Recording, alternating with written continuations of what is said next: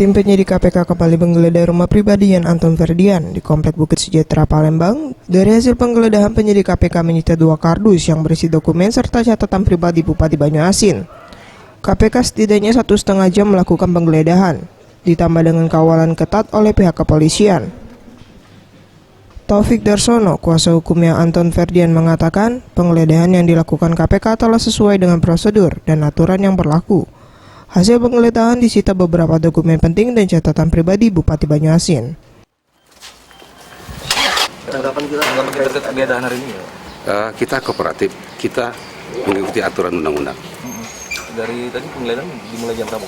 Penggeledahan jam 9 sampai setengah 11, jadi kurang lebih 1,5 jam.